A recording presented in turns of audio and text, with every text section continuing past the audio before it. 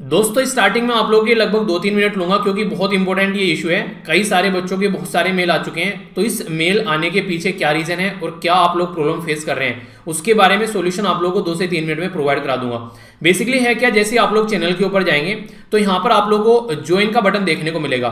ये ज्वाइन का बटन क्या है कि आप लोग चैनल को सपोर्ट कर सकते हैं, एक तरह का कंट्रीब्यूशन है। ये वही कंट्रीब्यूशन है जिससे मैं आप लोगों तक किताबें पहुंचाता हूँ। तो जिसको भी किताबें मिली है मैक्सिमम यहाँ से कंट्रीब्यूशन से जो पैसा है उससे मैंने किताबें दी हैं। अभी हो क्या रहा है, कई सारे बच्चे जो जॉब कर रहे हैं खासकर वो कंट्रीब्यूट करना चाह रहे हैं पर लेकिन वो कंट्रीब्यूट नहीं कर पा रहे हैं या फिर उनको अगेन अगेन ज्वाइन करना पड़ रहा है। तो इसके पीछे बेसिकली क्या है, अभी यूट्यूब की साइड से मेल आया कि हमारी कंट्री में रिजर्व बैंक ऑफ इंडिया के द्वारा कुछ गाइडलाइन चेंज की गई है। तो उस गाइडलाइन के हिसाब से अगर आप लोगों का जो बैंक है वो उस कैटेगरी में आता है जो कि रिकरिंग पेमेंट को सपोर्ट नहीं करता है, यानी कि अगेन एंड अगेन आप लोगों के जो अकाउंट से जो मनी डिडक्ट होती है अगर उसको सपोर्ट नहीं करता है तो आप लोगों की जो मेंबरशिप है वो अपने आप टर्मिनेट हो जाएगी। एक बच्चे के द्वारा मेल लिखा गया, सर ले देकर तो अभी मेरे नंबर बढ़ना स्टार्ट हुआ था, पहले 6 था 5 हुआ था सर, मेरा अब जाके 4 हुआ था और सर मेरी मेंबरशिप कट डाउन हो जा रही है। तो यार इसमें मेरा कोई हाथ नहीं है। बेसिकली ये रिजर्व बैंक ऑफ इंडिया की गाइडलाइन आई है, उसने बोला है कि 30 तारीख तक अगर अपडेट कर दिए यहाँ पर तो चीजें सही है, वरना जिसका बैंक इस चीज को सपोर्ट नहीं कर रहा है तो उसका बेसिकली मेंबरशिप टर्मिनेट होगा। ठीक है,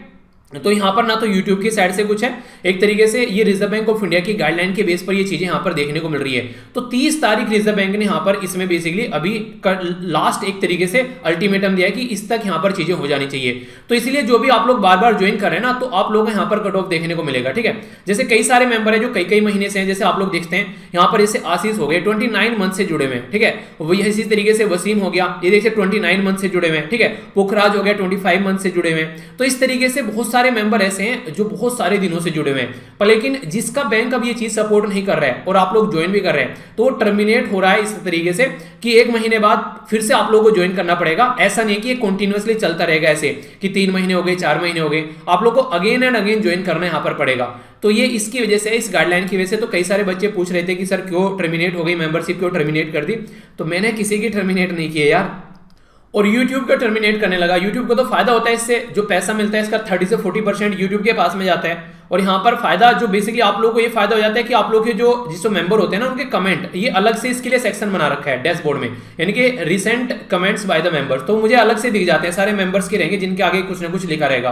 तो ये एक तरीके से एक डिफरेंट कैटेगरी तैयार कर दी गई है कि हाँ इस तरीके की चीजें देखने को मिले। और ये कब से निकल कर आई, जब YouTube ने सोर्स वगैरह स्टार्ट करी तो बहुत सारा पैसा जो पहले YouTube दिया करता था तो उसमें बहुत सारा कट कर दिया है, YouTube ने पैसा कम देना स्टार्ट कर दिया है। तो उसने ये चीज स्टार्ट की कि अगर कोई सपोर्ट करना चाहता है तो चैनल को सपोर्ट करे।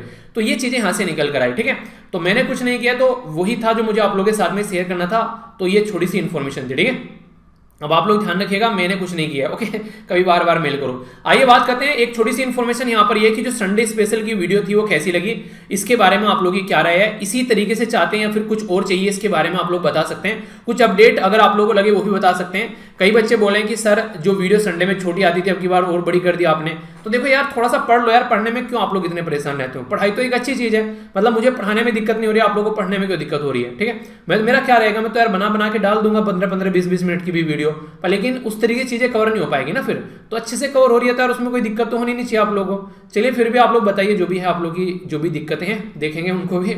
आगे बात करते हैं वर्ल्ड टूरिज्म डे के बारे में। तो इंपॉर्टेंट डे है यहाँ पर, कहाँ पहुंच गया, टूरिज्म डे नहीं, पहले वो तो देख लो क्विज देख लो, कई बार ना चीजें। तो काफी शानदार ये डिस्कशन रहने वाला है, अच्छे से एंजॉय कीजिएगा। पहले एक बार ओवरव्यू ले लेते हैं क्या क्या लेक्चर में हम लोग डिस्कस करेंगे, काफी प्यारा रहेगा। ठीक है, तो यहाँ पर चीटिंग मत करना जिसने देख लिया। ओके, वर्ल्ड टूरिज्म जो डे है 27 सितंबर को ये सेलिब्रेट किया था। थीम क्या है ये आप लोग को बतानी है। नेक्स्ट यहाँ पर अभी रिसेंटली क्या देखने को मिल रहा है, जो खासकर कुछ ऐसा एरिया है जहां पर काफी लार्ज स्केल पर बर्फ पिघल रही है। तो यहाँ पर ये बोला गया कि सितंबर के महीने में यहाँ पर अगर बात करें 2050 से पहले प्रैक्टिकली यहाँ पर ऐसा देखने को मिलेगा कि ये आइस फ्री एरिया हो जाएगा, यानी कि जो ये एरिया है यहाँ पर बर्फ जो है एक बार को सितंबर के महीने तक खत्म हो जाया करेगी। क्यों? क्योंकि जून जुलाई अगस्त सितंबर, ठीक है, तो जून जुलाई अगस्त सितंबर बेसिकली ये जो महीना रहता है ये बारिश का और गर्मी का महीना रहता है। तो उसी के चलते यहाँ पर ये एक एनालिसिस अभी किया गया। तो जानेंगे इसके बारे में। वर्ल्ड का रेफ्रिजरेटर 2 एरिया को बोला जाता है, ये 2 एरिया कौन से, इसके बारे में आप लोगों को बताना है, तो इसके बारे में भी समझेंगे। सुप्रीम कोर्ट के द्वारा भी क्या किया गया, बेसिकली इनके द्वारा इंप्लीमेंट करने की बात की गई इलेक्ट्रॉनिक जो ट्रांसमिशन होता है उसके बारे में। ठीक है, तो इलेक्ट्रॉनिक ट्रांसमिशन का सिस्टम इंप्लीमेंट करने की बात की गई। तो उसके चलते आर्टिकल के बारे में इनके द्वारा बात की जा रही है कि कौन सा आर्टिकल यहाँ पर अगर ट्रांसमिशन का ऑर्डर जाता है कौन से आर्टिकल पीपल को यहाँ पर बेसिकली फायदा होगा, यहाँ पर जनता को ये बोला गया। ठीक है, नेक्स्ट बात की जा रही है यहाँ पर अभी डीसी कुकिंग टेक्नोलॉजी यहाँ पर लाई गई है CMERI, ये यहाँ पर बेसिकली दुर्गापुर वेस्ट बंगाल के अंदर है। तो क्या है इसके बारे में हम लोग समझेंगे। वर्ल्ड ट्रेड ऑर्गेनाइजेशन, बेसिकली आप लोगों को यहाँ पर ये बताना है कि वर्ल्ड ट्रेड ऑर्गेनाइजेशन जो है वो कब यहाँ पर पिक्चर में आया था। ठीक है, इससे पहले यहाँ पर GAAT बोला जाता था, तो GAAT क्या था आप लोगों को ये बताना है। ठीक है, नेक्स्ट बात की जा रही है डूइंग बिजनेस रिपोर्ट, यानी कि जो ease of doing business report होती है वो किसके द्वारा प्रस्तुत की जाती है, ये आप लोग को बताना है। इसमें कई सारी इरेगुलरिटीज थी, इसकी वजह से ये रिपोर्ट जो है रिसेंटली अभी टर्मिनेट कर दी गई है, तो इसकी वजह से ये न्यूज में है। ह्यूमन कैपिटल इंडेक्स और वर्ल्ड डेवलपमेंट इंडेक्स जो है वो किसके द्वारा प्रस्तुत किए जाते हैं, तो ये आप लोग को बताना है। ICSID ये क्या है इसके बारे में आप लोग बताइए, इसका इंडिया मेंबर नहीं है, और ये क्यों न्यूज में, उसके बारे में आप लोगों से बात करूंगा ही करूंगा। तो कहने का मतलब तो यार ये है कि बहुत प्यारा ये डिस्कशन रहने वाला है। ठीक है, तो इसको आप लोग देखिएगा इसको। अरे हाँ, एक और कई सारे मेल कर रहे हैं यहाँ पर। लैपटॉप में तो आप लोगों को नहीं दिखता है, जब मोबाइल में जाओगे तो आप लोगों को थैंक्स का एक बटन देखने को मिलेगा। ठीक है, तो थैंक्स का मतलब वो पर्टिकुलर हर एक वीडियो के ऊपर आप लोगों को नजर आएगा। इसका मतलब ये होता है कि कोई वीडियो आप लोगों को पसंद आ रही है तो उसको आप लोग सपोर्ट कर सकते हैं, पर लेकिन उस पर भी पेमेंट नहीं हो पा रहा है। तो यही मुद्दा है यहाँ पर, वहां पर भी। ठीक है, तो यही मुद्दे हैं कई जगह जो आप लोगों को दिक्कत देखने को मिल रही है। ओके, तो ये कुछ टाइम में सेटल हो जाएगा, टेंशन मत लो, इसको पढ़ाई पर फोकस करो। ठीक है, तो बहुत सारे मेल आ जाते हैं, फिर जो मेन मेल होते हैं वो ढक जाते हैं नीचे। और ये भी मैंने कब देखा, ये आज देखा मैंने, और 22 तारीख का पढ़ा हुआ है ये मेल, समझ रहे हो। तो तब से आप लोग वैसे मेल आ जा रहे हैं कई सारे। चलिए, जो भी है थोड़ा ज्यादा जल्दी परेशान हो जाते हैं चीजों को लेकर, आप लोग थोड़ा सा पेशेंस रखा करो। आगे बात करते हैं, अगर पेशेंस नहीं रखेगे तो ऑफिसर कैसे बनोगे। ऑफिसर के अंदर तो बहुत पेशेंस होना चाहिए, कभी पॉलिटिशियन कुछ बोलेगा, कभी जनता कुछ बोलेगी, तो बहुत सारी चीजें होती है ना। ऊपर से घर में जो है दुनियादारी चलेगी, वो एक अलग से है। चलिए, वर्ल्ड टूरिज्म डे के बारे में बात करते हैं। तो वर्ल्ड टूरिज्म डे जो है वो 27 सितंबर को सेलिब्रेट किया जाता है। तो ये बेसिकली टूरिस्ट एक्टिविटी यानी कि पर्यटन जो एरिया है उसको बढ़ाने का काम करता है। तो इसी के चलते बात की जा रही है टूरिज्म फॉर इंक्लूसिव ग्रोथ, यानी कि जो पर्यटन है वो इंक्लूसिव ग्रोथ के साथ में कनेक्ट करके देखा जा रहा है। आज की डेट में बहुत सारी कंट्री ऐसी हैं जो कि टूरिज्म के ऊपर काफी लार्ज स्केल पर डिपेंडेंट है। जैसे मालदीव के बारे में आप लोग बात कर लीजिए, सिंगापुर के बारे में आप लोग बात कर लीजिए, स्विट्जरलैंड के बारे में बात कर लीजिए। ये काफी बड़ा सेक्शन जो है यहाँ पर इनका जो कमाई होती है, इनकी जो GDP है वो टूरिज्म से निकल कर आता है। पर लेकिन कोविड-19 के चलते सारी चीजें बर्बाद हो गई, तो इसी के चलते अब इसको बार बार ध्यान में दिया जा रहा है। तो यहाँ पर काफी ज्यादा ये एक तरीके से इंप्लॉयमेंट जनरेट करते हैं। सोचिए आप लोग कहीं घूमने जा रहे हैं, आप लोग किसी होटल में रुके, वो होटल जो पूरा चल रहा है, दुनिया भर के लोग वहां पर काम करने वाले होंगे, पूरा एक सिस्टम रहेगा, वहां खाना बनाने वाले भी होंगे, सफाई करने वाले भी होंगे, मैनेज करने वाले, लॉन्ड्री वाले, मतलब सारे तरीके के लोग आप लोगों को देखने को मिलेंगे। तो कहीं अगर एक होटल है तो वहां पर दुनिया भर के लोग जो है उनको जॉब मिलती है। सोचिए अगर वहां पर कोई इस होटल में जाकर रुक ही नहीं रहा है तो क्या वहां पर काम करेगा कोई, वहां पर क्या वो किसी को काम पर रखेंगे। तो इसकी वजह से दुनिया भर के लोगों की जो जॉब जाती है, अगर यहाँ पर कोई ऐसी कंडीशन देखने को मिलती है तो उसी को सपोर्ट करने की बात की जा रही है। ठीक है, तो इसके बारे में आइडिया रखेगा। आगे चलता हूं, इंपॉर्टेंट न्यूज है यहाँ पर, थोड़ा सा ध्यान से सुनिएगा। बेसिकली बात की जा रही है आर्टिक सी के बारे में। आर्टिक सी कहां पर है, मैप में देखिए तब आप लोग अच्छे से कनेक्ट कर पाएंगे। जैसे आप लोग यहाँ पर देख सकते हैं। ठीक है, तो यहाँ पर अगर आप लोग देख पा रहे हैं तो आप लोगों को जब नॉर्थ पोल पे आप लोग जाएंगे तो आप लोगों को यहाँ पर आर्टिक सी देखने को मिलेगा। एक सेकेंड, ये आर्टिक ओशन हो गया यहाँ पर। ठीक है, इधर आर्टिक ओशन हो गया, फिर इसी के साथ में जब आप लोग साउथ पोल पर जाएंगे तो आप लोगों को अंटार्कटिक देखने को मिलेगा। ठीक है, तो यहाँ पर आप लोगों को अंटार्कटिक वाला देखने को मिल रहा है। तो यहाँ पर आर्कटिक और अंटार्कटिक दोनों के बारे में बात करेंगे, तो इसी के बारे में बात की जा रही है। तो बोला ये जा रहा है कि रिसेंटली अगर अभी आप लोग देखोगे तो आर्कटिक सी के अंदर जो आइस है वो मिनिमम एक्सटेंट पर पहुंच गई है, यानी कि आइस जो है वो बिल्कुल पिघल रही है वहां पर आर्कटिक वाले रीजन में। और बोला ये जा रहा है कि 4.72 मिलियन स्क्वायर एरिया में यहाँ पर ये दिक्कत देखने को मिल रही है। तो अगर इस तरीके से वहां से बर्फ पिघलेगी तो वो पानी जो है वो जमीन से होता है वो ओशन में जाएगा, और ओशन का फिर लेवल बढ़ेगा तो काफी सारी दिक्कतें देखने को मिलेगी। तो अभी बोला ये गया कि 12th लोवेस्ट रिकॉर्डेड, अभी यहाँ पर मिनिमम जो मेल्टिंग आप लोग यहाँ पर देखने को मिलेगी आइस की 2012 के साथ में अगर कंपेयर करते हैं तो आइस जो एरिया है यहाँ पर, लास्ट आइस एरिया जो यहाँ पर देखने को मिलेगा ये खासकर आर्कटिक का जो नॉर्दर्न जो ग्रीनलैंड वाला एरिया है वहां पर, तो मेल्टिंग स्टार्ट हो जाती है और काफी लार्ज स्केल पर ये खत्म होता हुआ नजर आ रहा है। सी आइस जो है वो कवर करती है काफी बड़े एरिया को, अगर वो खत्म होती है तो बहुत बड़े इसके बेसिकली इंपैक्ट आप लोगों को देखने को मिलेंगे कार्बन डाइऑक्साइड से रिलेटेड। कार्बन डाइऑक्साइड के साथ में आप लोगों को CH4 यानी कि मेथेन भी यहां से निकलती हुई नजर आएगी। और अगर कार्बन डाइऑक्साइड को आप लोग कंपेयर करोगे मेथेन के साथ में, तो मेथेन जो निकलती है कार्बन डाइऑक्साइड और अगर दोनों एक साथ में निकलती है तो ये 80 गुना ज्यादा बेसिकली टेम्परेचर गर्म करती है as compare to carbon dioxide के। तो इसलिए मेथेन जो है वो काफी खतरनाक है इस पर्टिकुलर एरिया को आप लोग देखो तो। पर अच्छी बात यहां पर मेथेन से रिलेटेड ये है कि इन्वायरमेंट में ज्यादा लंबे समय तक नहीं टिक पाती है, कार्बन डाइऑक्साइड लंबे समय तक टिकती है, तो ये अच्छी है, पर लेकिन थोड़े ही टाइम में इतना नुकसान कर जाती है कि उसको इंसान झेल ना पाए। ओके, अगर आगे चले यहाँ पर, अभी फिलहाल बेसिकली जो ये मेल्ट हो रहा है यहाँ पर, जो बर्फ पिघल रहा है यहाँ पर, तो इसके चलते कंडीशन काफी ज्यादा खराब हो रही है आर्टिक वाले रीजन के अंदर में। तो बोला यही गया कि अगर 2050 तक, सितंबर तक आप लोगों को देखने को मिलेगा कि प्रैक्टिकली सी आइस फ्री भी हो सकता है, ऐसी भी कंडीशन आप लोगों को देखने को मिलेगी। तो इससे क्या क्या इंपैक्ट पड़ेगा और क्या क्या चीजें हैं वो सारी समझेंगे। इंपैक्ट क्या क्या पड़ सकते हैं, तो देखिए जैसे ग्लोबल आप लोगों को क्लाइमेट चेंज देखने को मिल रहा है, तो आर्टिक और अंटार्कटिक दोनों पे दिक्कत देखने को मिल रही है, तो इनको वर्ल्ड के रेफ्रिजरेटर भी बोला जाता है। तो पूछ ले आप लोगों से कोई वर्ल्ड का रेफ्रिजरेटर क्या है, तो आप लोगों को कंफ्यूजन नहीं होना है। इससे क्या होगा, सी लेवल बढ़ेगा, ठीक है, समुद्र के अंदर आप लोगों को पता है कि जो पानी है वो नमकीन रहता है, उसकी सैलिनिटी घटती हुई नजर आएगी। इसी के साथ में सी लेवल जो सी है उसके अंदर करंट कई सारी देखने को मिलती है, मैंने आप लोगों से डिस्कस भी की थी, ओशन करंट जिनको बोलते हैं, उनके ऊपर इंपैक्ट पड़ेगा। प्रेसिपिटेशन के बारे में बात करें, बारिश का पैटर्न में भी यहाँ पर इंपैक्ट पड़ता हुआ आप लोगों को नजर आएगा। यानी कि क्लाइमेट चेंज जब यहां पर होगा तो ये सारे इशू आप लोगों को देखने को मिलेंगे, और अगर इन पैटर्न में चेंज आएगा तो आप लोगों की लाइफ पर भी इंपैक्ट पड़ेगा अलग अलग तरीके से। तो काफी ज्यादा प्रॉब्लम देखने को मिलेगी किसके लिए, जो कोस्टल एरिया में लोग रहते हैं। यानी कि जैसे हमारी कंट्री के 9 राज्य ऐसे हैं जो कोस्टल एरिया को टच करते हैं, ठीक है, जैसे आप लोग बात करें गुजरात हो गया, महाराष्ट्र हो गया, गोवा हो गया, कर्नाटक हो गया, ठीक है, केरला हो गया, तमिलनाडु हो गया, इधर से आंध्र प्रदेश हो गया, उड़ीसा हो गया, ठीक है, यहां पर आगे जाएंगे तो वेस्ट बंगाल हो गया। तो टोटल मिलाकर 9 राज्य ऐसे देखने को मिलेंगे जो कोस्टल एरिया को टच करते हैं। तो कल को चलकर इन राज्य में यहां पर क्या होगा, समुद्र का लेवल बढ़ता हुआ नजर आएगा। तो अगर बात करें यहां पर 1900 से लेकर अब तक का यहां पर 7 से 8 इंच जो है वो समुद्र का लेवल बढ़ चुका है। तो इसकी वजह से जो खासकर ऐसे जो कोस्टल एरिया के लोग हैं, या फिर जो यहां पर जो नहीं एक तरीके से जो आइलैंड वाले जो द्वीप समूह, जो एक तरीके से जो एक द्वीप पे लोग रहते हैं, ठीक है, एक तरीके से, तो वहां पर कई सारी दिक्कतें देखने को मिलेगी। लोग जो हैं वहां पर अपना प्लाय करते हुए नजर आएंगे, वहां से प्लान करते हुए नजर आएंगे। मतलब क्या है कि रिफ्यूजी बनते हुए नजर आएंगे, और उनको बोला जाता है क्लाइमेटिक रिफ्यूजी। यानी कि क्लाइमेट में चेंज होने की वजह से अपने एरिया को छोड़कर किसी दूसरे एरिया में जाकर रहने लगना, तो क्लाइमेटिक रिफ्यूजी की कैटेगरी में बोलते हैं। तो ये काफी सारी नई दिक्कतें सामने निकल कर आ रही है। कोस्टल सिटीज या फिर जो स्मॉल आइलैंड नेशन है उनको भी दिक्कत देखने को मिलेगी। और हमारी कंट्री में जैसे अंडमान निकोबार हो गया, लक्षद्वीप वाला एरिया हो गया, ठीक है, तो इस तरीके से कई सारे ऐसे एरिया हमारी कंट्री पर भी इंपैक्ट पड़ेगा।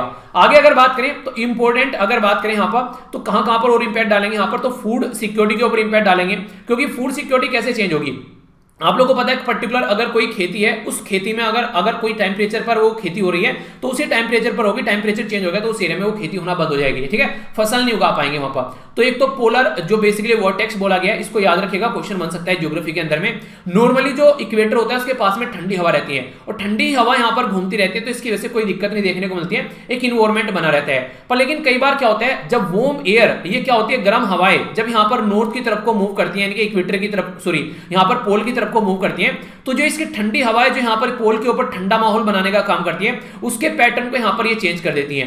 तो ये तो स्टेबल पोलर जो बेसिकली वॉर्टेक्स हो गया, और यहाँ पर ये वेव पोलर वॉर्टेक्स हो गया। तो इसकी वजह से क्या होता है, देखिए होता क्या है, नॉर्मली आप लोगों को पता है जैसे गर्म हवाएं जाएंगी, ठीक है, फिर वो ऊपर उठना स्टार्ट हो जाएंगी, फिर नीचे से फिर ठंडी हवाएं उनको लेकर, तो इस तरीके से पैटर्न चलता है। जैसे दूध गर्म नहीं होता है, गर्म कैसे होता है, नीचे से आप लोग उसके नीचे गैस चला रहे हैं, तो यहाँ पर जैसे गर्म होगा ऊपर उठ जाएगा, ठंडे वाला नीचे आ जाएगा, गर्म होगा ऊपर उठ जाएगा, ठंडे वाला नीचे आ जाएगा। तो यहाँ पर आप लोगों को देखने को मिलेगा टेम्परेचर बढ़ता हुआ नजर आता है। उस टेम्परेचर के बढ़ने की वजह से आसपास वाला बर्फ पिघलता है, तो जिसकी वजह से दिक्कत हो रही है यहाँ पर। तो ये बातें बोली जा रही हैं। तो यहाँ पर पोलर वॉर्टेक्स, हीट वेव आप लोगों को बढ़ती नजर आएंगी, गर्मी बढ़ेगी, और अनप्रेडिक्टेबल वेदर, कभी बारिश तो कभी सूखा, ये कंडीशन देखने को मिलेगी। तो इसका सीधा सीधा इंपैक्ट पड़ेगा आप लोगों का फूड सिस्टम के ऊपर। दूसरा इंपैक्ट यहां पर बोला गया, इसकी वजह से क्या होगा, मेथेन का जो स्टोरेज है वो लूज होगा। यानी कि जो परमाफ्रोस्ट होती है, ये क्या होता है, जब जमीन के नीचे कोई इस तरीके का एरिया होता है, वो बेसिकली बर्फ का बना होता है, बर्फ जमा रहता है, इसमें काफी सारा जो मेथेन रहती है वो स्टोर रहती है। तो यहां पर अगर कल को टेम्परेचर बढ़ेगा तो ये पिघलना स्टार्ट होगा, और इस तरीके से पिघल कर ये टूटने लगेगा। और जैसे ही ये टूटने लगेगा यहाँ पर, तो मेथेन भी यहां से रिलीज करेगा, यानी कि CH4 बाहर निकल के आएगी। और मैंने अभी बताया था कि CH4 जो है कार्बन डाइऑक्साइड के कंपेयर में 80% तक ज्यादा यहां पर आप लोगों को 80 गुना तक ज्यादा यहां पर आप लोगों को बेसिकली नुकसान पहुंचाती हुई नजर आएगी। तो इसी के चलते बोला गया कि 80 टाइम वार्मर आप लोगों को देखने को मिलेगा as compare to carbon dioxide. और 20 साल में स्टार्टिंग में तो बहुत ज्यादा इंपैक्ट डालता है, हालांकि आगे चलकर कार्बन डाइऑक्साइड का इंपैक्ट ज्यादा लंबे समय तक रहता है मेथेन के कंपेयर में, पर लेकिन फिर भी जीतने में ही ये पूरा कोहराम मचाकर जाएगी। तो इसके चलते आगे चलकर त्रासदी देखने को मिल सकती है, परमाफ्रोस्ट जो है वो काफी एक तरीके से टूटते हुए नजर आएंगी। इसी के साथ में बायोडाइवर्सिटी को आप लोगों को देखने को मिलेगा इस तरीके से, जैसे पोलर बियर हो गए, मान लीजिए पोलर बियर तो वहां पर बर्फ के ऊपर रहते हैं इन पर्टिकुलर एरिया में, तो कल को चलकर अगर कोई दिक्कत देखने को मिलेगी तो वहां पर भी आप लोगों को प्रॉब्लम निकलती नजर आएगी। तो ये भी एक काफी बड़ा इशू है। तो ये सारे वो मुद्दे हैं जिनके बारे में हम लोग को बेसिकली ध्यान रखना है, ठीक है। एक छोटा सा कॉन्सेप्ट और बता देता हूं ज्योग्राफी का, आप लोगों को कंफ्यूजन नहीं होगा अगर पेपर में आ जाता है। एल्बिडो का कॉन्सेप्ट सुना है आप लोगों ने? जैसे मैंने यहां पर आप लोगों को पोलर वर्टेक्स का कॉन्सेप्ट बताया, तो ज्योग्राफी का एक और छोटा सा टॉपिक आप लोगों का कवर हो जाए तो एक ही टॉपिक में कई सारे टॉपिक कवर हो जाएंगे। वैसे टॉपिक को मत गिना करो यार, आप लोग टॉपिक गिनने बैठ जाते हो। वैसे तो मैं एक एक लाइन पढ़ा के 100 टॉपिक कवर कर दूंगा एक वीडियो के अंदर, ठीक है। ये तो रिवीजन की वीडियो थोड़ा ना है, तो टॉपिक को अंडरस्टैंड करो। एक कह रहा है कि सर पहले के कंपेयर में टॉपिक कम कर दिए, मतलब ये नहीं देख रहे हो कि टॉपिक के अंदर टॉपिक आ रहे हैं वो कितनी सारी चीजें कवर हो रही है, ठीक है। वो इसलिए किया गया क्योंकि अब यहां पर एग्जाम में क्वेश्चन कैसे आ रहे हैं, एग्जाम में करंट अफेयर देकर आप लोग को बैकग्राउंड के क्वेश्चन पूछ रहा है मैक्सिमम, ठीक है। तो इसकी वजह से मुझे लगा कि ये वाला पैटर्न ज्यादा बेटर रहेगा, आप लोग चीजों को ज्यादा अच्छे से अंडरस्टैंड कर पाओगे और इंपॉर्टेंट नहीं छूटेगा कुछ भी यार। वो मेरी रिस्पांसिबिलिटी है, मुझे पता है ना क्या पढ़ाना है क्या नहीं पढ़ाना, उसको टेंशन मत लिया करो आप लोग, ठीक है। टेंशन लेने लग जाते हो। एल्बिडो का कॉन्सेप्ट क्या होता है? बेसिकली रिफ्लेक्शन होता है लाइट का। जैसे कि ये पृथ्वी हो गई, पृथ्वी पर क्या आ रही है? सूरज की किरणें आ रही है। तो सूरज की किरणें आ रही है तो दो तरीके से आप लोगों को देखने को मिलेगी। एक तो होता है कि जिसको चीजें एब्जॉर्ब कर लेता है और एक होता है कि रिफ्लेक्ट कर देता है। आप लोगों ने एक छोटी सी कहावत सुनी होगी कि सर्दियों में आप लोगों को डार्क कलर के कपड़े पहनने चाहिए और गर्मियों में लाइट कलर के पहनने चाहिए, बल्कि ये बोला था गर्मियों में व्हाइट कलर के कपड़े पहनो। तो मतलब क्या है? व्हाइट कलर क्या होता है? बेसिकली वो सारी रोशनी को रिफ्लेक्ट कर देता है और वो कुछ भी एब्जॉर्ब नहीं करता है। और डार्क कलर काला रहेगा, वो सबको एब्जॉर्ब कर लेगा। तो कभी भी गर्मियों में ब्लैक कलर के कपड़े नहीं पहनने चाहिए, गर्मी लगेगी बहुत ज्यादा, और व्हाइट कलर के कपड़ों में आप लोगों का टेम्परेचर नॉर्मल रहेगा, ठीक है। तो इसलिए बोला जाता है क्योंकि वो रिफ्लेक्ट कर देता है। तो कितनी रिफ्लेक्शन की कैपेसिटी है उसको एल्बिडो बोलते हैं, यानी कि कितना रिफ्लेक्ट कर पाता है। जैसे कि बर्फ होगा व्हाइट कलर का तो सारा रिफ्लेक्ट कर देगा, ठीक है। अगर कोई काला कलर का होगा, किसी दीवार पर पेंटिंग होगी यहां पर कोई भी दीवार के ऊपर में, तो सारा एब्जॉर्ब कर लेगा। तो ऐसी चीजें आप लोगों को देखने को मिलेगी। तो अभी हो क्या रहा है? बेसिकली जैसे जैसे आइस पिघल रही है, तो आइस तो रिफ्लेक्टिव होती थी यहां से, तो आइस पिघलने की वजह से क्या हो रहा है? वो उस पर्टिकुलर एरिया में वाटर का सरफेस आ जा रहा है, या फिर लैंड आ जा रहा है, या तो जमीन पे बर्फ जमी हुई है, या फिर समुद्र के ऊपर जब बर्फ जमी हुई है। तो जैसे ही बर्फ पिघल जाती है तो वो रिफ्लेक्शन की जो पावर थी वो कम होगी। अब अगर सूरज की किरणें बढ़ेंगी तो ये इसको एब्जॉर्ब कर लेगा और यहां पर लैंड भी एब्जॉर्ब कर लेगी। तो लंबे समय तक ये गर्म रहेंगे और उस लंबे समय तक गर्म रहने की वजह से यहां पर टेम्परेचर और बढ़ता हुआ यहां पर नजर आएगा, जिसकी वजह से ये 3 गुना फास्टर प्लैनेट जो है वो गर्म होना स्टार्ट हो जाएगा। तो ये काफी बड़ा दिक्कत है, एल्बिडो का इफेक्ट यहां पर कम होता हुआ नजर आएगा। तो इसलिए बोला जा रहा है कि अगर जहां जहां बर्फ पिघल रही है उसकी वजह से टेम्परेचर ऑलरेडी आप लोगों को बढ़ता हुआ नजर आएगा। एक और बात, डार्कर ओशन सरफेस, जहां जहां पर ओशन का सरफेस डार्क है यानी कि काला है, वहां पर आप लोगों को और ज्यादा दिक्कत देखने को मिलेगी। मतलब ये काला रंग और ज्यादा यहां पर बेसिकली एब्जॉर्ब करता है, तो वो एरिया और ज्यादा गर्म होगा, तो और ज्यादा हीट निकल कर आएगी, तो और ज्यादा फास्ट पृथ्वी जो है बेसिकली गर्म होकर नजर आएगी। नेक्स्ट बोला गया यहां पर काउंटर क्लॉकवाइज आइस सर्कुलेशन, जैसे ही साइक्लोन आप लोगों को देखने को मिलेगा। तो जब एंटर करते हैं यहां पर बेसिकली आर्टिक या फिर साइबेरिया, इस पर्टिकुलर रीजन से यहां पर आर्टिक फ्रॉम साइबेरियन रीजन, तो ये काउंटर क्लॉकवाइज आप लोगों को देखने को मिलेगा। तो एक हवा कैसे चल रही है, दूसरी कैसे चल रही है, तो उसकी वजह से भी यहां पर इंपैक्ट पड़ता हुआ आप लोगों को देखने को मिलेगा इस रीजन में, खासकर जो ग्रीनलैंड वाला रीजन है। एक बोला गया लो प्रेशर वाला रीजन, ठीक है। तो लो प्रेशर की वजह से क्या होता है? Low pressure also increase the cloudiness, यानी कि एक तरीके से वहां पर क्या बढ़ेगा? एक तरीके से क्लाउडनेस बढ़ेगी, ठीक है। तो यहां पर एक तरीके से जैसे क्लाउडनेस बढ़ेगी यहां पर, तो उसका क्या इंपैक्ट देखने को मिलेगा?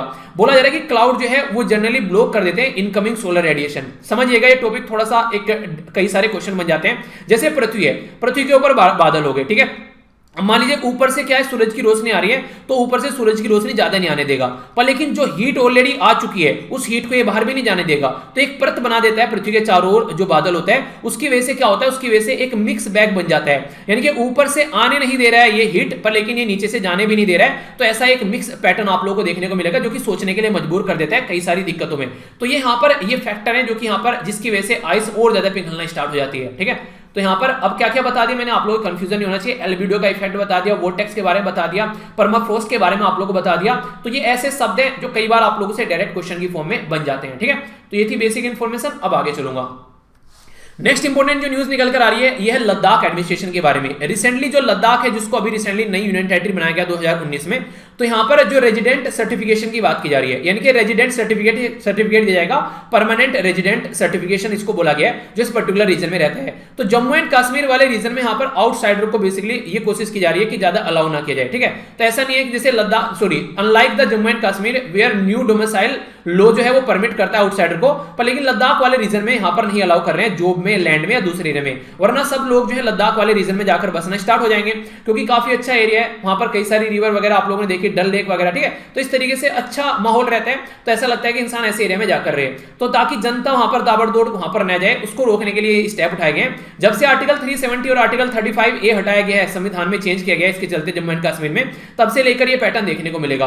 अगर बात करें जम्मू एंड कश्मीर इंक्लूडिंग लद्दाख जो है, ये काफी इंपॉर्टेंट एरिया है, जहां पर लोग जो है अगर शांति वहां पर है तो काफी सारे लोग जाना पसंद करेंगे। इवन इंडिया का स्विट्जरलैंड भी बोला जाता है इन एरिया को, ठीक है। तो रेजिडेंट जो है यूनियन टेरिटरी के लद्दाख के, उनका पर्पज भी यही एक तरीके से अब तक देखने को मिलेगा, तो उन्हीं को यहाँ पर अपॉइंट किया जा रहा है बेसिकली, ठीक है। तो यहाँ पर टेम्परेरी जो अभी यहाँ पर अगर बात करें टेम्परेरी जो डिफाइन किया गया रेजिडेंट यूनियन टेरिटरी के लद्दाख के अंदर में, तो पर्पज है कि अपॉइंटमेंट जो है नॉन गजेटेड पोस्ट में, क्योंकि देखिए आईएएस ऑगस्ट को तो कहीं पर भी अपॉइंट कर देंगे, पर लेकिन नॉन गजेटेड पोस्ट में सारे जो है वो लोकल एरिया के लोग ही आए, तो इसके ऊपर फोकस देने की कोशिश इनके द्वारा की जा रही है। तो इसकी वजह से ये मुद्दा सामने निकल कर आया। कुछ और बातें मैं आप लोगों के साथ में शेयर करूं। परमानेंट रेजिडेंट जो सर्टिफिकेट है यहाँ पर, इसके बारे में याद रखिएगा, सर्व करेगा एक तरीका प्रूफ फॉर रेजिडेंट, यानी कि जो प्रूफ रहेगा रेजिडेंट के तौर पर यहाँ पर, और यहाँ पर एक डोमिसाइल सर्टिफिकेट आप लोग बोल सकते हैं, जो कि लोगों को हेल्प करेगा गवर्नमेंट जॉब में, एजुकेशन में रिजर्वेशन के लिए, राशन कार्ड बनाने में, या फिर कोई और दूसरी वेरियस स्कीम चला रखी है गवर्नमेंट के द्वारा, उनका फायदा देखने को मिलेगा।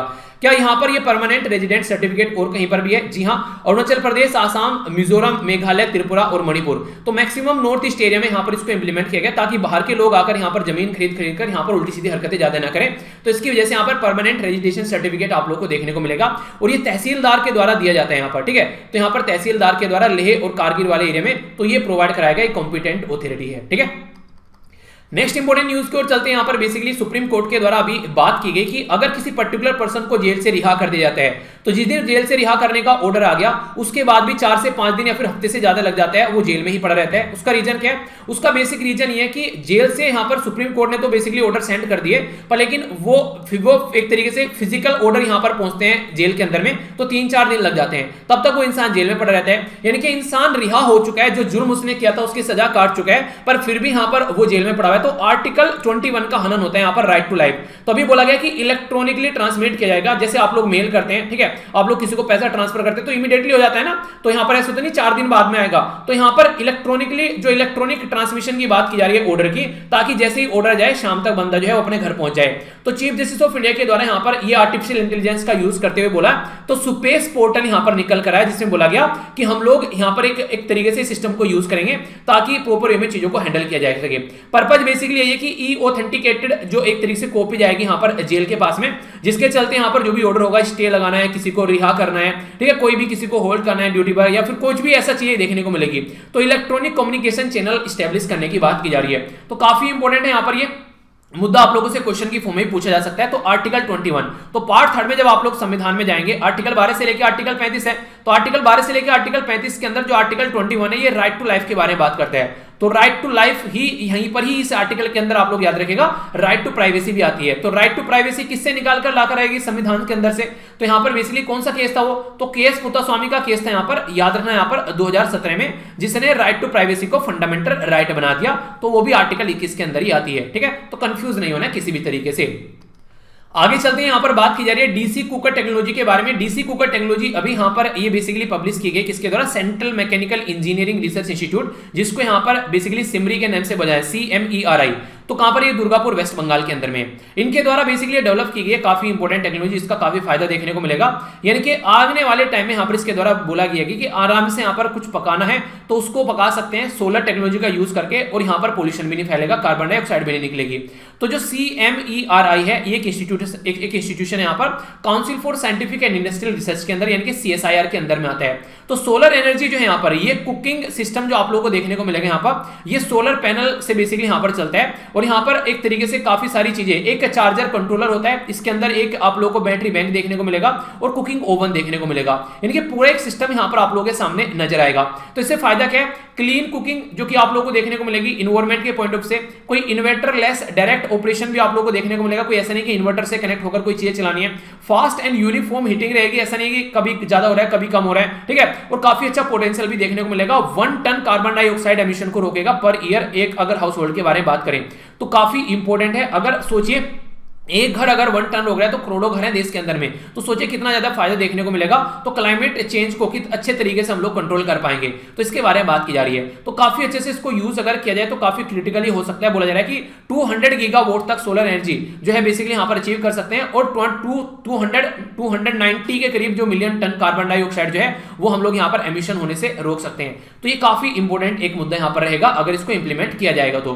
और क्या क्या बातें यहाँ पर बोला जा रहा है कि 20 से 25% बैटरी इफिशिएंट देखने को मिलेगी, जैसे कि मोर इकोनॉमिक आप लोगों को जो चीजें नजर आती है ना, तो उसके कंपेयर में और ज्यादा फायदेमंद रहेगी। तो यहाँ पर उनके कंपेयर में जो conventional solar based cooking system है उसके कंपेयर में 20 से 25% ज्यादा बैटरी होगी, ठीक है। तो इफिशिएंसी भी अच्छी आप लोगों को देखने को मिलेगी। टेक्नोलॉजी अगर बात करें डिजाइन के बारे में तो इंश्योर करेगी इजी ऑफ मैन्युफैक्चरिंग, यानी कि एक तरीके से जो मैन्युफैक्चर करना चाहता है, बनाना चाहता है, वो आसानी से इसको बना भी पाएगा। इकोनॉमिक अपॉर्चुनिटी है फॉर माइक्रो इंडस्ट्री जो कि बनाना चाहते हैं, इस फील्ड में आना चाहते हैं, तो इसकी जो कॉस्ट की रेंज है ये 65,000 से लेकर 70,000 तक आप लोगों को देखने को मिलेगी, ठीक है। अगर गवर्नमेंट सब्सिडी प्रोवाइड कराती है तो और भी कॉस्ट जो है वो अच्छे लेवल पर यहां पर घटती हुई नजर आएगी, ठीक है। तो काफी फायदा देखने को मिलेगा, यानी कि ऐसा भी नहीं है बार बार सिलेंडर भरवाना है, ऐसा नहीं है कि बार बार आप लोगों को बिजली यूज करनी है, इलेक्ट्रिसिटी, तो ना तो बिजली का खर्चा ना सिलेंडर का खर्चा, तो दोनों तरीके से बच जाएगा इंसान। अगर गवर्नमेंट स्कीम के बारे में बात करें सोलर एनर्जी से रिलेटेड, तो और कई सारी स्कीमें, जैसे रूफ टॉप सोलर स्कीम चलती है हमारे देश में कि हाँ छतों के ऊपर आप लोग सोलर पैनल लगा सकते हैं। किसान ऊर्जा सुरक्षा एवं उत्थान महाअभियान जिसको कुसुम बोलते हैं, ये एग्रीकल्चर सेक्टर में बेसिकली इरिगेशन के पॉइंट ऑफ से आप लोग देते हैं। इंटरनेशनल सोलर अलायंस हमारी कंट्री बनाया गया 2015 में, जब पेरिस क्लाइमेट एग्रीमेंट हुआ, तो उसके बाद में यहाँ पर one sun one world one grid, इसके चलते ऑल ओवर वर्ल्ड में हम लोग जो सूरज से रिलेटेड जो चीजें हैं, यानी कि सन की रोशनी से रिलेटेड जो सोलर जो एनर्जी क्रिएट करें, तो सबको एक साथ कनेक्ट करने की बात की जा रही है कि आसानी से अगर कहीं पर ज्यादा क्रिएट हो रही है तो दूसरी जगह वो ट्रांसफर कर सके। नेशनल सोलर मिशन भी इसके चलते, इसमें national action plan on climate change भी हम लोग लेकर चलते हैं। तो बहुत सारे ऐसे मुद्दे जिनके ऊपर हम लोग काम कर रहे हैं। तो ये कुछ इंपॉर्टेंट पॉइंट है जिसके बारे में आप लोग याद रख सकते हैं। क्वेश्चन अगर आप लोगों को बन जाए यहां पर, तो आप लोगों के माइंड में कंफ्यूजन नहीं होना चाहिए इसको लेकर के ऐसा कुछ हुआ था, ठीक है। तो बेसिक इंफॉर्मेशन है कंप्लीट। आगे चलते हैं, अगर आप लोग डिफेंस की तैयारी कर रहे हैं तो वहां पर क्वेश्चन बन सकता है। मिनिस्ट्री ऑफ डिफेंस के द्वारा यहां पर अभी प्लेस किया गया ऑर्डर, जिसमें हैवी व्हीकल फैक्ट्री जो कि चेन्नई के अंदर है वो सप्लाई करेगी यहां पर। ये है मेन बैटल टैंक जिसको एमबीटी बोलते हैं, जिसका नाम है अर्जुन MK1, ठीक है। तो इंडियन आर्मी के लिए तो यहां पर जो डेवलप किया जा रहा है यहां पर combat vehicle research and development establishment, तो ये है बेसिकली CVRDA इसके अंदर देखने को मिलेगा। और डिफेंस रिसर्च डेवलपमेंट ऑर्गेनाइजेशन जो है वो यहां पर मिलकर काम कर रहे हैं। तो यहां पर जो बेसिकली मेन बैटल टैंक है यहां पर जो बेसिकली बोला गया है, ये एक वेरिएंट है अर्जुन टैंक का। तो अर्जुन टैंक के बारे में भी जानेंगे हम लोग। अर्जुन मेन बैटल टैंक जो था ये प्रोजेक्ट स्टार्ट किया गया था DRDO के द्वारा 1972 में, ताकि हम लोग बाहर से ना खरीदे, अपने ही देश में ये सारी एक्टिविटी कर सकें। तो 7,523 करोड़ रुपए यहां पर दिए गए। आगे और मेक इन इंडिया और आत्मनिर्भर भारत अभियान के तहत चीजों को बढ़ाने के लिए और भी कई सारे काम यहां पर किए गए। अभी फिलहाल बात करें तो 72 न्यू फीचर और मोर इंडिजिनस कंटेंट आप लोगों को देखने को मिलेगा जो MK1 वेरिएंट था। अभी इसको यहां पर और अपग्रेड किया जा रहा है ताकि और अच्छे से यहां per day and night operation भी इसके अंदर चल सके। तो अभी यहां पर ये किया जा रहा है कि कॉन्टेम्परेरी जो भी क्लास के हैं ग्लोबल लेवल पर, तो उसके लेवल पर हम लोग एक शानदार अपनी कंट्री का इंडिजिनसली अपने आप डेवलप करें। अभी MK1 है यहां पर और MK2 आप लोगों को देखने को मिलेगा।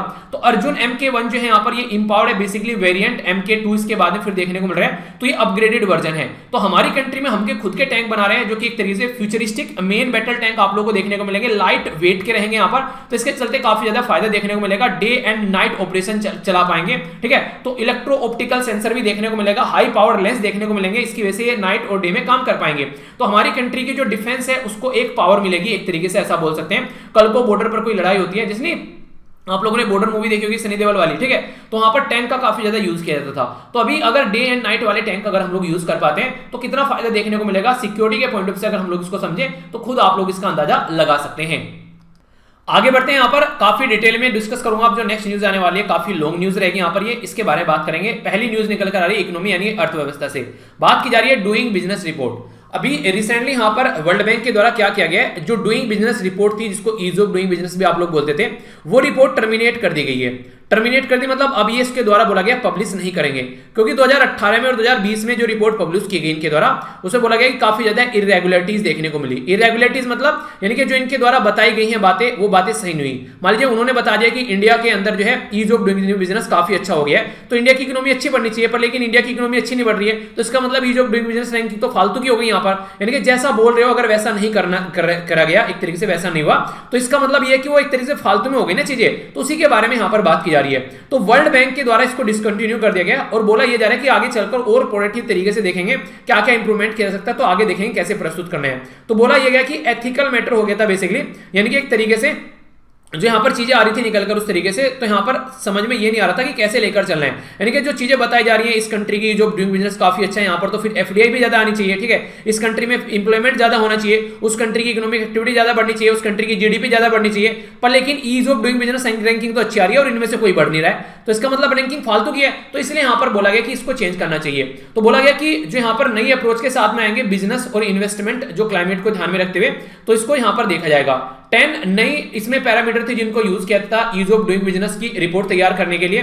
तो यहां पर स्टार्ट कैसे कर रहे हैं बिजनेस, डील कैसे कर रहे हैं कंस्ट्रक्शन परमिट के साथ में, इलेक्ट्रिसिटी अवेलेबिलिटी के बारे में बात करते हैं, प्रॉपर्टी रजिस्ट्रेशन के बारे में बात करते हैं, क्रेडिट अवेलेबिलिटी के बारे में बात करते हैं, इनके बारे में बात करूंगा अभी। प्रॉपर्टी इसी के साथ में protecting minor investor, paying tax, trading across the border, ठीक है, कॉन्ट्रैक्ट इन्फोर्समेंट और रिजोल्व इंसॉल्वेंसी। यानी कि टोटल मिलाकर ये 10 पैरामीटर है जिसके बेस पर ये रिपोर्ट तैयार की जाती थी। तो स्टार्ट करना बिजनेस स्टार्ट करना कितना आसान है, पता चला दुनिया भर के चक्कर काट रहे हैं गवर्नमेंट के आसपास, आप लोगों का बिजनेस स्टार्ट नहीं हो रहा है, तो ऐसा तो नहीं है यहाँ पर। इसी के साथ में कॉन्ट्रैक्ट जो परमिट है वो ऐसा तो नहीं है वहां पर फंस गया इंसान, निकलने का नाम ही नहीं है। पता चला इलेक्ट्रिसिटी का आप लोगों को कनेक्शन लेना है, उसी में दिक्कत हो रही है बहुत ज्यादा। प्रॉपर्टी को रजिस्टर कराना है, चक्कर काटे जा रहे हैं, रजिस्टर ही नहीं हो रही है। आप लोगों को बैंक से लोन चाहिए पर लेकिन मिल ही नहीं रहा है, ठीक है। पाइनोट छोटे छोटे जो इन्वेस्टर हैं, पता चला आप लोग का बिजनेस स्टार्ट हुआ, छोटे छोटे इन्वेस्टर मर गए, या फिर पता चला हम ही छोटे से इन्वेस्टर की कैटेगरी, हम ही छोटे से बिजनेस की कैटेगरी में, पता चला हमारे ऊपर कोई आगे बैठ गया। टैक्स पे करना आसान है या फिर बहुत ज्यादा जद्दोजहद करनी पड़ती है। अक्रॉस द बॉर्डर यानी कि एक राज्य से दूसरे राज्य में या फिर अपनी कंट्री के बाहर भी अगर कुछ जाना है तो क्या आसान है वहां पर ट्रेड करना। कॉन्ट्रैक्ट जो यहां पर साइन किया जाता है क्या उसको इन्फोर्स किया जा रहा है प्रॉपर वे में। अगर कल को ये सारी चीजों में से किसी में भी दिक्कत आ रही है तो क्या उसको रिजोल्व करने के लिए कोई एक प्रॉपर मैकेनिज्म है कि हाँ इसको रिजोल्व करेंगे। तो ये 10 ऐसे एरिया बोले गए थे जिसको बोला गया था, जिसके बेस पर कि हाँ ये चेक करेंगे। इंपॉर्टेंट है, याद रखिएगा यूपीएससी में प्रीलिम्स में इसके ऊपर क्वेश्चन पूछा गया था। यहां पर आप लोगों को दे देंगे 4 एरिया, 4 दे देंगे, उसमें बोलेंगे कौन सा नहीं है, ठीक है, कौन सा पैरामीटर नहीं है। तो ये बेसिकली एक नेक्स्ट लेवल पर जाकर कई बार क्वेश्चन पूछ लेते हैं, तो अगर आप लोगों को माइंड में क्लैरिटी रहेंगी तो फिर आप लोग इनका आंसर अच्छे से कर पाएंगे। तो छोटी छोटी चीजें हैं जिसको आप लोग को क्लियर रख के चलना है ताकि माइंड में कोई भी कंफ्यूजन देखने को नहीं मिले, ठीक है। तो ये बेसिक चीजें तो इसको आप लोग जरूर याद रखिएगा अगर कुछ भी आप लोगों से पूछ ले तो। अब कुछ और बातें आप लोगों को थोड़ा बता देता हूं। Ease of doing business report जो है ये 2003 में बेसिकली इंट्रोड्यूस की गई थी। तो यहां पर ऑब्जेक्टिव यही था कि देख सके कि कहां पर क्या क्या चीजें हैं और कहां पर बिजनेस करना आसान है ताकि वहां पर इन्वेस्टमेंट बढ़ सके। 190 बेसिकली कंट्री थी जिनको 10 पैरामीटर पर देखा जाता था, जो मैंने अभी बताया। हमारी कंट्री की रैंक अगर 2014 से देखें, 2014 में 142 थी, 2015 में 130 आ गई, 2016 में 130 थी, 2017 में 100 आ गई, अंडर 100 आ गए थे 2018 में। बोला गया बहुत ज्यादा इरेगुलरिटीज देखने को मिली। तो 2018 में इरेगुलरिटीज है और नेक्स्ट वाली जो आई उसमें इरेगुलरिटीज है, ठीक है। कहने के लिए तो यहाँ पर ये देखिए 2019 की पर 20 में यहाँ पर ये बेसिकली 20 की रैंकिंग ये बोला जाता है प्रस्तुत की गई यहाँ पर, ठीक है। तो इसलिए आप लोगों को देखने को मिलेगा हमारी जो लास्ट रैंकिंग है वो याद रखिएगा ये 63 है, ठीक है, जो 2020 में पब्लिश की गई। क्या यहाँ पर अच्छा था हमारा, यहाँ पर डील करना एक तरीके कंस्ट्रक्शन परमिट आसानी से मिल जा रहा था, ठीक है, ट्रेड अक्रॉस द बॉर्डर आसान था, ठीक है। इसी के साथ में इंसॉल्वेंसी का कोई केस होता तो उसको सोल्व कर पा रहे थे आसान से, पर लेकिन प्रोटेक्ट माइनॉरिटी इन्वेस्टर ये नहीं हो पा रहा था। क्रेडिट लेना आसान नहीं है, कॉन्ट्रैक्ट को इन्फोर्स करना आसान नहीं है, यानी कि कुछ अच्छी और कुछ बुरी चीजें यहाँ पर देखने को मिल रही थी जिसके बेस पर ये चीजें निकल कर आई। तो यहाँ पर अभी बात ये की जा रही है, इसके बारे में थोड़ा याद रखिएगा। तो ये हो गया बेसिकली इस पर्टिकुलर रैंकिंग के बारे में। अब कुछ इंपॉर्टेंट बातें जो आप लोगों को बेसिक पता होनी चाहिए, ये वर्ल्ड बैंक के द्वारा तैयार की जाती है। तो मान लीजिए आप लोगों से पूछ ले कोई वर्ल्ड बैंक कौन कौन सी रिपोर्ट तैयार करता है, तो ईज ऑफ डूइंग बिजनेस तो खत्म होगी। अब इसके अलावा यहाँ पर ह्यूमन कैपिटल इंडेक्स तैयार करता है और वर्ल्ड डेवलपमेंट रिपोर्ट इसी के द्वारा तैयार की जाती है। तो पूछ लेना डायरेक्ट कि वर्ल्ड डेवलपमेंट रिपोर्ट कौन तैयार करता है, तो वर्ल्ड में कहां पर डेवलपमेंट हो रहा है ये वर्ल्ड बैंक बताएगा आप लोगों को। और ह्यूमन कैपिटल इंडेक्स जो है ये भी आप लोगों को वर्ल्ड बैंक बताएगा, ठीक है। तो ये इंपॉर्टेंट है। 1944 में वर्ल्ड बैंक बनाया गया था international banking for reconstruction and development के नाम से। तो इंटरनेशनल मॉनेटरी फंड आप लोगों को देखने को मिलेगा IMF, ठीक है, और ये दोनों मिलकर बनाए गए थे IBRD जिसको बोलते हैं international bank for reconstruction and development. आगे चलकर ये बेसिकली इसको वर्ल्ड बैंक बना दिया, ठीक है। तो काम क्या करता है, गरीबी को मिटाना है, ठीक है। इसी के साथ में जो डेवलपिंग कंट्री उनकी हेल्प करनी है। तो 189 टोटल मेंबर है यहाँ पर और इंडिया जो है वो भी इसका मेंबर है। इंपॉर्टेंट है, याद रखना। इसके 5 इंस्टीट्यूशन आप लोगों को देखने को मिलेंगे जो यहाँ पर पहले यहाँ पर ये तो सबसे पहला तो ये हो गया international bank for reconstruction development. क्या काम करता है ये, बेसिकली प्रोवाइड कराता है लोन, क्रेडिट और ग्रांट, ठीक है। तो लोन, क्रेडिट और ग्रांट प्रोवाइड कराते हैं यहाँ पर बेसिकली जो भी यहाँ पर कोई पर्टिकुलर गवर्नमेंट है उसको। इसी के साथ में यानी कि ऐसा नहीं प्राइवेट को नहीं, गवर्नमेंट को प्रोवाइड करा रहा है, ठीक है। इसी के साथ में इंटरनेशनल डेवलपमेंट जो एसोसिएशन है क्या करता है, प्रोवाइड कराता है लो या फिर नो इंटरेस्ट लोन। तो यहाँ पर आइडिया क्या करते हैं, यहाँ पर ये बिल्कुल नो इंटरेस्ट लोन तक प्रोवाइड कराते हैं यहाँ पर, ठीक है। खासकर लो इनकम कंट्री को, ठीक है। तो no interest loan to low income country, provide low या फिर नो इंटरेस्ट, यानी कि कई बार इंटरेस्ट भी नहीं लेता है, बस ये मूल मूल दे देना मेरा वापसी, ठीक है। इंटरनेशनल फाइनेंस जो कॉर्पोरेशन है क्या करते हैं, ये बेसिकली प्रोवाइड कराता है इन्वेस्टमेंट की एडवाइस, ठीक है। एसेट्स मैनेजमेंट कैसे करना है यहाँ पर कंपनी या फिर गवर्नमेंट दोनों के लिए, तो एडवाइस देता है यहाँ पर, पैसा नहीं देता है। मल्टी गारंटी एजेंसी MIGA, ठीक है, तो मल्टीलेटरल गारंटी एजेंसी यहाँ पर, तो ये इंश्योर करती है लेंडर या फिर इन्वेस्टर को, अगर किसी दूसरी कंट्री में जाकर वो इन्वेस्टमेंट कर रहे हैं, ताकि अगर कहीं पर वहां पर लड़ाई हो जाए तो इनके बारे में सोचना पड़ेगा कि हाँ इनकी जिंदगी खराब ना हो जाए, क्योंकि ये इसके बेस पर यहाँ पर गए थे वर्ल्ड बैंक से पूछकर, ठीक है, कि हाँ चले जाएंगे वहां पर बिजनेस हो जाएगा, क्योंकि यही तैयार कर रहे हैं यहाँ पर कई सारी रैंकिंग, तो यहाँ पर ये बेसिकली उसको सपोर्ट प्रोवाइड कराती है। अगर कोई दिक्कत आती है इन सब चीजों के बाद में, तो पांचवी यहाँ पर international centre for settlement of investment dispute, यानी कि कोई लड़ाई होता है तो यहाँ पर ये सेटलमेंट करेंगे। पर लोग जहां पर भी लड़ाई की बात है, याद रखना इंडिया वहां पर मेंबर नहीं होता है। क्यों? क्योंकि हम लोग ये मानते हैं कि हमारी कंट्री में खुद का कोर्ट है, अपने आप चीजों को सुलझा लेंगे, क्यों हम लोग किसी इंटरनेशनल ऑर्गेनाइजेशन में जाकर दरवाजा खटखटाएं, तो हम लोग क्यों फालतू में किसी के कब्जे में आए, ठीक है। तो ये चीजें आप लोग को देखने को मिलेगी, तो काफी इंपॉर्टेंट है। ऐसे ऐसे क्वेश्चन आप लोगों से पूछ ले जाएंगे कौन सी का पार्ट इंडिया नहीं है, तो एक मिनट में आप लोगों के सामने क्वेश्चन रख देगा निकालकर, तो कंफ्यूजन नहीं रखना है। आगे बढ़ते हैं, यहाँ पर पेटेंट के बारे में बात की जा रही है, तो समझेंगे इसके बारे में क्या क्या बातें की जा रही हैं, आप लोग कई सारी बातें जानने को मिलेगी यहाँ पर, ठीक है। तो बेसिकली अगर मान लीजिए आप लोगों ने कोई एक्सपेरिमेंट किया और आप लोगों ने कुछ भी ऐसी चीज बना दी जो कि अब तक नहीं थी, तो आप लोग बोलेंगे यार मेरा पेटेंट हो गया इसके ऊपर, ठीक है। तो इस तरीके से आप लोग बोल सकते हैं। वैसे पेटेंट की अगर डेफिनेशन भी मैं आप लोगों से बोलूं तो पेटेंट बोलेंगे किसी को, तो ये आप लोगों की एक इंटेलेक्चुअल प्रॉपर्टी होती है, ठीक है, जो कि आप लोगों को एक तरीके से राइट ग्रांट आप लोगों को मिलता है कोई इनोवेशन के लिए, ठीक है। कोई प्रोडक्ट होता है, कोई प्रोसीजर होता है जो कि आप लोगों के द्वारा स्टेब्लिश किया गया, जो कि अब तक नहीं था, ठीक है। पर लेकिन जब आप लोग पेटेंट लेने जाएंगे तो आप लोगों को इसको डिस्क्लोज करना पड़ेगा कि भाई साहब ये मेरा पेटेंट है, ठीक है, तो तभी यहां पर चीजें निकल कर आएंगी।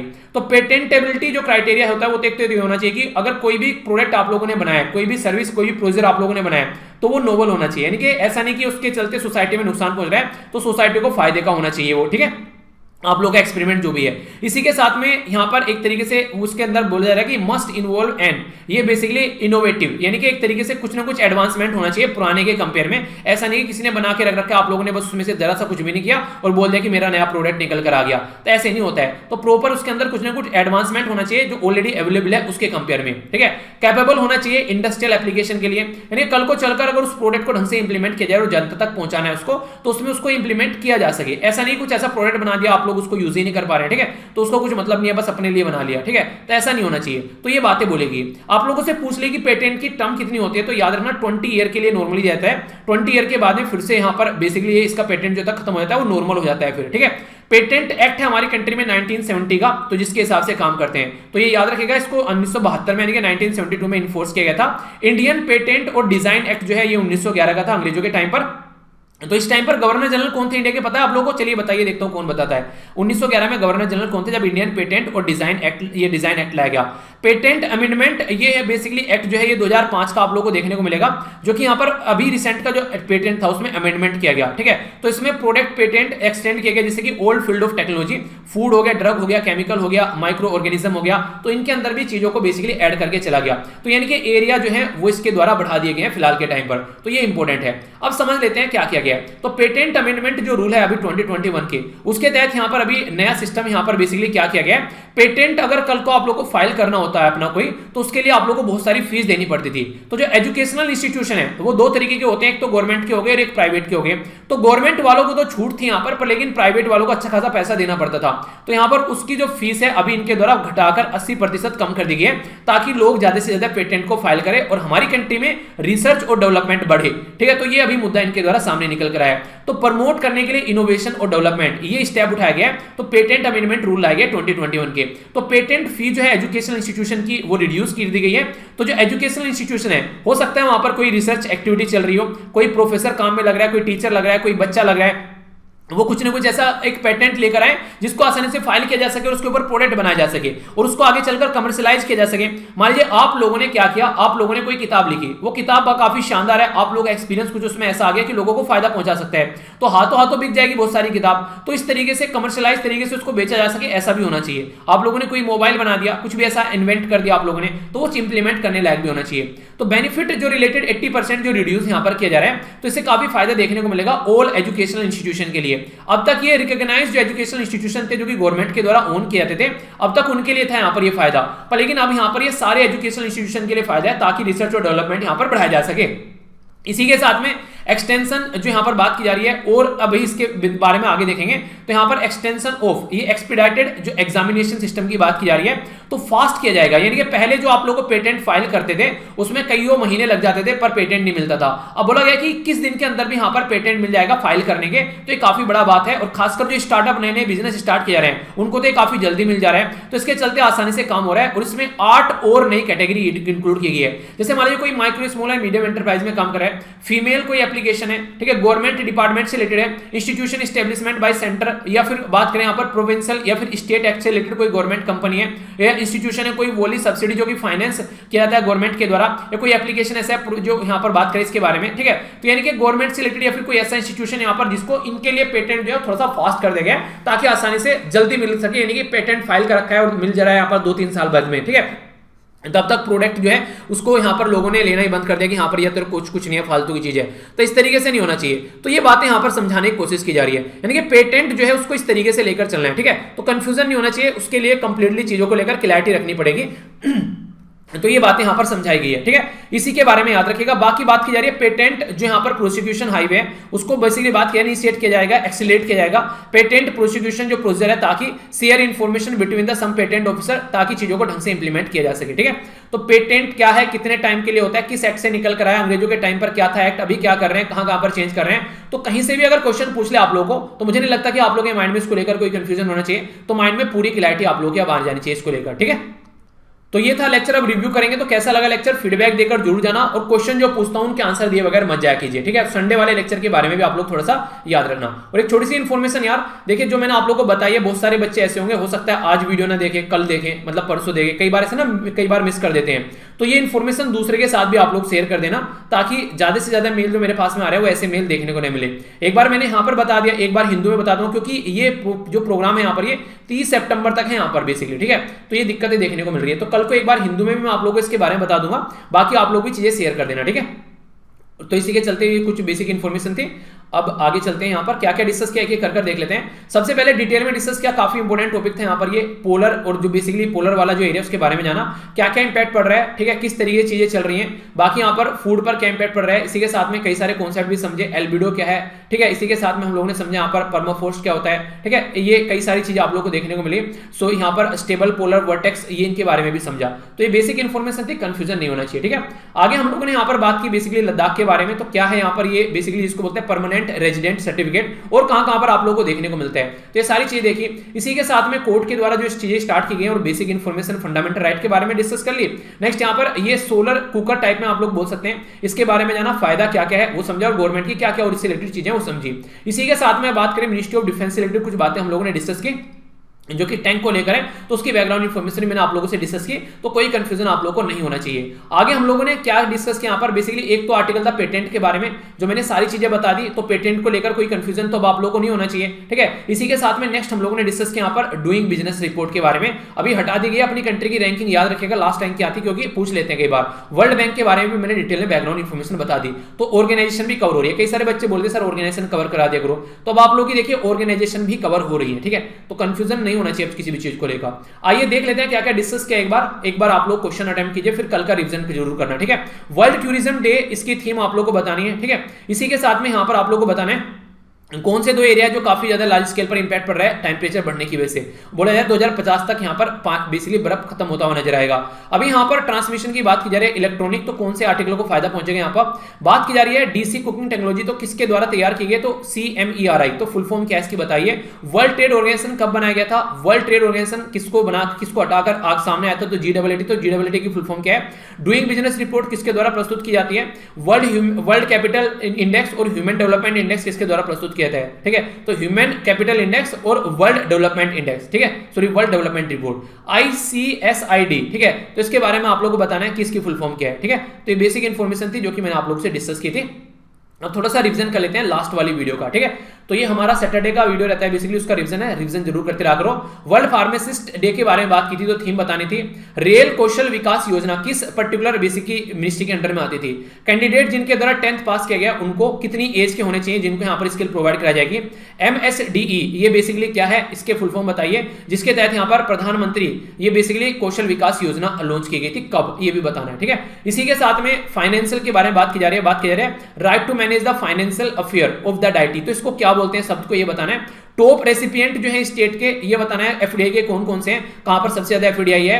इसी के साथ में department for promotion of industry and जो यहां पर इंडस्ट्री और बेसिकली इंटरनल ट्रेड है, किस मिनिस्ट्री के अंडर में आता है। FEE क्या है, ये आप लोग बताना है। ब्लू फ्लैग सर्टिफिकेशन के बारे में बात की थी, ठीक है, तो याद रखिएगा। यहां पर कोवलम के बारे में बात की थी, तो तमिलनाडु के अंदर आप लोग को देखने को मिलेगा, और ईदन ये बेसिकली पुदुचेरी के अंदर, ठीक है। तो बेसिक इंफॉर्मेशन है। आगे बात करें टोटल कितनी अभी हमारे कंट्री के अंदर में ये FE सर्टिफिकेशन के, ब्लू फ्लैग सर्टिफिकेशन के बीच हो चुके हैं, ये आप लोग को बताना है, ठीक है। इसी के साथ में BEEM क्या है, ये तो अभी आप लोग का आंसर हो गया। चलिए बात की जा रही है यहाँ पर beach environment and aesthetic management service, तो ये आंसर आप लोगों को जरूर याद रखना। क्वेश्चन बन सकता है कि यहाँ पर वर्ल्ड लेवल पर तो आप लोग क्या बोलते हैं, आप लोग बोलते हैं FEE, ठीक है, ब्लू फ्लैग सर्टिफिकेशन, जो कि FEE के द्वारा दिया जाता है, पर लेकिन इंडिया में क्या है, तो उसका ऑल्टरनेटिव इंडिया में है बीम, ठीक है।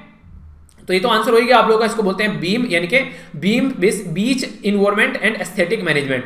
बाकी वर्ल्ड फार्मासिस्ट जो डे है 25 सितंबर को सेलिब्रेट किया था, और pharmacy always trusted for your health, ठीक है, तो ये इंपॉर्टेंट थीम है यहाँ पर। रेल कौशल विकास योजना के बारे में याद रखिएगा, प्रधानमंत्री कौशल विकास योजना के अंडर में आती है, और 18 से लेकर 35 की एज के बच्चों को जो कि 10वीं पास कर चुके हैं, इसकी हेल्प प्रोवाइड कराने की बात की गई। प्रधानमंत्री कौशल विकास योजना 2015 में लॉन्च की गई, बेसिकली किस मिनिस्ट्री के अंडर में, तो ministry of skill development and entrepreneurship के अंदर में आती है। यहां पर बात की जा रही है सीबेत, तो सीबेत का मतलब क्या होता है, ये टर्म है, इसका मतलब होता है कि जो भी किस तरीके से, कि एक तरीके से mean to right to manage the financial affair of deity, यानी कि जो मंदिर में पैसा आता है उसको कैसे मैनेज किया जाएगा, तो इसके लिए सीबेत बेसिकली वर्ड है यहाँ पर। ये कर्नाटक में सबसे ज्यादा एफडीआई 45%, महाराष्ट्र में दूसरे नंबर पर यहाँ पर 23%, दिल्ली में यहाँ पर 12%। आप लोग ये बताना कौन से एरिया में सबसे ज्यादा एफडीआई है, जैसे कि सॉफ्टवेयर, कंप्यूटर हो गया, सर्विस सेक्टर हो गया, ऑटोमोबाइल हो गया, तो उनमें किसमें सबसे ज्यादा है, ये मैंने आप लोगों को बताया था, तो रिवीजन हो जाएगा। लिखिए इसको, डिपार्टमेंट फॉर प्रमोशन जो इंडस्ट्री और इंटरनल ट्रेड है, ये किसके अंडर में आता है, तो मिनिस्ट्री ऑफ कॉमर्स के अंडर में आता है। Foundation for environment education FEE के बारे में बात की थी, तो डेनमार्क के अंदर में है। तो हमारी कंट्री में टोटल 10 ऐसे आज के डेट में बीच हो चुके हैं, जहां पर आप लोगों को देखने को मिलेगा जिनको ब्लू फ्लैग सर्टिफिकेशन मिल चुका है। और अभी यहाँ पर कोवलम तमिलनाडु के अंदर में और ईदन पुदुचेरी के अंदर में ये नए अभी मिले हैं, ठीक है, याद रखिएगा। और बीम के बारे में मैंने आप लोगों को बता दिया, तो कोई भी कंफ्यूजन आप लोगों को नहीं होना चाहिए। देखिए कोई भी फीडबैक हो तो उसके बारे में जरूर बताना, जो भी आप लोगों के माइंड में फीडबैक चल रहा होता है उसको जरूर फीडबैक को देकर जाया कीजिए। और वीडियो को लाइक या डिसलाइक कर भी आप लोग बता सकते हैं कि आप लोगों को वीडियो कैसी लगी। अच्छी लगती है तो दूसरों तक जरूर पहुंचाइए, क्योंकि खुशियां जो है वो बांटने से बढ़ती है। आप लोग के आसपास में लोग अगर कुछ सोचेंगे, समझेंगे, जानेंगे नई नई चीजें, तो और अच्छा माहौल उनका भी बढ़ेगा, ठीक है, और इससे जो है यहाँ पर चैनल को भी काफी ज्यादा सपोर्ट मिलेगा, ठीक है। तो अगर आप लोग इस तरीके से, मतलब एक तरीके से ये भी एक तरीका है चीजों को सपोर्ट करने का, कि हाँ यार एक तरीके से कम ये तो कंट्रीब्यूट कर ही सकते हैं, वरना एक तरीके से आप लोग समझिए कितनी मेहनत होती है, तो थोड़ा सा सपोर्ट मिलेगा तो और ज्यादा लोगों तक चीजें पहुंचेगी, ठीक है। तो इस तरीके से देखकर चलिए। पीडीएफ फ्री ऑफ कॉस्ट है, टेलीग्राम से जाकर डाउनलोड कर लेना, टेलीग्राम का लिंक वीडियो के नीचे प्रोवाइड करा देता हूं। बाकी अगर लगता है कोई प्राइवेट बात आप लोगों को शेयर करनी है, पब्लिकली नहीं कर पा रहे हैं, तो यहाँ पर मेल कीजिएगा, पर लेकिन थोड़ा सा वेट भी कीजिएगा, बहुत सारे मेल ऑलरेडी पेंडिंग में चल रहे हैं, ठीक है। अपने आसपास फर्क है, पानी और पेड़ पौधों सेव कीजिए, पॉलिथीन और प्लास्टिक बैग वगैरह बिल्कुल यूज नहीं करना है। तो नेक्स्ट लेक्चर में मिलता हूं, तब तक अपना ध्यान रखिए। बड़ों को नमस्ते, छोटों को प्यार, छोटी सी लाइफ एंजॉय करा, तब तक के लिए जय हिंद।